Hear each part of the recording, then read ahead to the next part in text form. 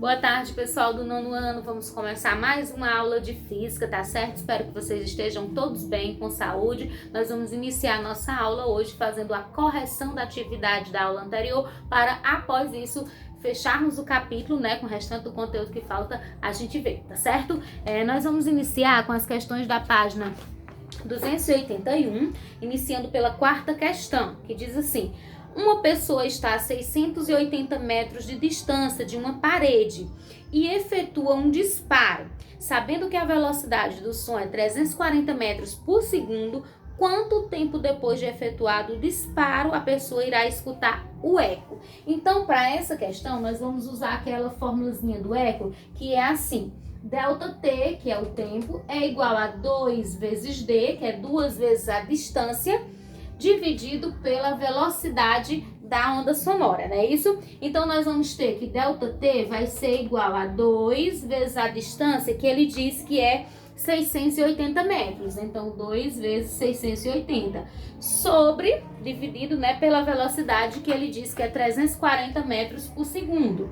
Então, nós vamos ter que ΔT vai ser igual a 2 vezes 680, vai dar 1.360, dividido para 340. Então, ΔT, o tempo, vai ser igual a 1.360 dividido para 340, que vai dar 4 segundos. Então, a resposta é 4 segundos, tá certo? A quinta: se você se encontra a uma distância de 10 metros de uma parede e dá um grito, você ouvirá o eco desse grito? Justifique. Não, pois a distância média para a formação de eco é de 17 metros, tá certo? Então, agora nós vamos para a página 285, onde nós vamos iniciar a partir da terceira questão, que diz assim, ó: o som é uma onda mecânica. Para se propagar, necessita do meio material. E a altura de um som refere-se à sua frequência. Então, a alternativa que vai completar correta essa terceira é a letra B, que tem mecânica, meio material e frequência, tá certo? Agora, nós vamos pular, né, algumas e vamos finalizar com a nona questão, lá na página 287. Essa atividade foi pequenininha, né, para vocês. Então, a nona diz assim: uma cantora lírica ensaia... Deixa eu conferir aqui, né, realmente nós vamos para a nona, tá bom? Então, vou começar a nona. Uma cantora lírica ensaia sua área num teatro vazio e nota que o eco gerado por uma nota específica demora 0,5 segundos para voltar ao seu ouvido. Estimando-se que a distância das paredes até seu ouvido é de 80 metros, ela calcula que a velocidade do som no local seja de... Então, essa daí é a mesma fórmula de eco, só que prestem atenção num detalhe. Ele dá o tempo, que é 0,5, então nós não vamos encontrar o tempo, e dá a distância, que é 80 metros. E a partir disso, para você encontrar a velocidade dessa onda sonora. Então, como a fórmula é de eco, nós vamos utilizar essa mesma, não vou nem apagar aqui, né? Só vou mudar aqui a questão, que é a nona, certo? Nona questão. Então, nós vamos pegar a mesma fórmula. Ao tempo, nós temos que ele diz que é 0,5 segundos. Então, 0,5 igual a 2 vezes a distância, que a distância ele diz que é 80 metros, não é isso? Então, 2 vezes 80, sobre a velocidade, que é o que nós estamos procurando. Então, nós vamos fazer assim, 0,5 vai ser igual a 2 vezes 80, 160, sobre V. Agora, eu vou fazer aquela multiplicação em X, meios pelos extremos, não sei como vocês conhecem, tá bom? Mas o importante é que a gente vai multiplicar assim, ó.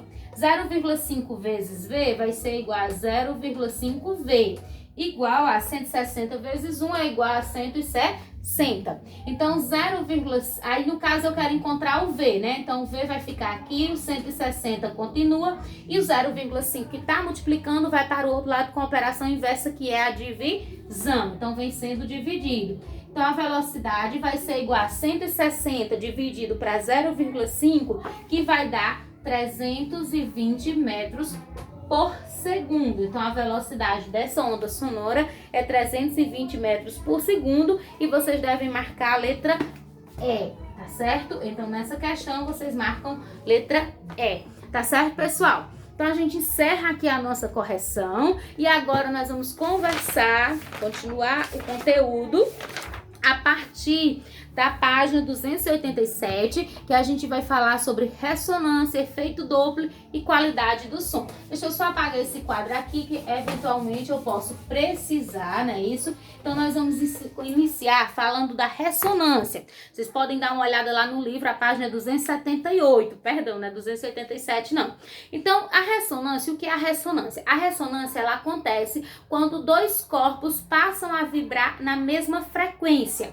Isso é um fenômeno um pouco perigoso, porque vocês imaginem uma ponte muito extensa e o vento começar a vibrar na mesma frequência dessa ponte. O que é que vai acontecer? Essa ponte pode desmoronar, porque os dois estão com a mesma frequência e não dá certo, tá ok? Outro efeito também da ressonância é o que acontece com os aviões caças, que quando eles estão no ar, que passa um outro avião por eles, a frequência passa a ser a mesma, então os dois corpos, o avião caça e o avião normal, passam a vibrar na mesma frequência e acontece... o caça treme ou muitas vezes ele pode até quebrar os vidros da janela por conta da vibração que acontece na mesma frequência, tá certo? Então a ressonância é isso, é quando dois corpos vibram na mesma frequência. E o efeito Doppler, o que é o efeito Doppler? O efeito Doppler é o seguinte, você vai fazendo uma caminhada, passa por você uma ambulância com a sirene ligada. O que é que você vai perceber? Que quando a ambulância chega mais perto de você, o som fica mais rápido, fica mais agudo, mais alto, mais agudo. E quando a ambulância vai passando, o som vai ficando mais lento, mais grave e você não consegue ouvir muito bem. Isso acontece porque quando o carro aproxima de você, você vai ter a frequência da onda sonora acrescentada da velocidade da fonte propagadora, que é o carro. Então, por isso que a frequência fica maior e o som fica mais rápido, né? Mais grave, mais agudo, na verdade. E quando ele se distancia de você, a frequência vai diminuir porque a velocidade, a distância entre você e ele aumenta e isso faz com que o som fique mais grave, mais lento, tá certo? Esse efeito Doppler recebe esse nome de Doppler em homenagem ao físico austríaco Johann Christian Doppler, que foi quem descobriu, certo? E ele é muito utilizado em situações práticas, por exemplo, na astronomia para medir a velocidade das estrelas e outros corpos celestes, e na medicina para fazer ecocardiogramas, que são aqueles ecocardiogramas com Doppler, que serve para ver a direção do fluxo sanguíneo. É também muito utilizado nas ultrassons que são feitas na mulher grávida para ver a questão do fluxo sanguíneo materno-fetal, ou seja, da mãe para o filho, tá certo? Agora nós vamos falar sobre a qualidade do som. Qualitativamente, o som ele possui 3 atributos a serem estudados por nós, que são a altura, o timbre e a intensidade. Essas qualidades fisiológicas do som são fisiológicas do som, pois podem ser percebidas pela orelha humana. Então, são as qualidades que a nossa orelha consegue perceber.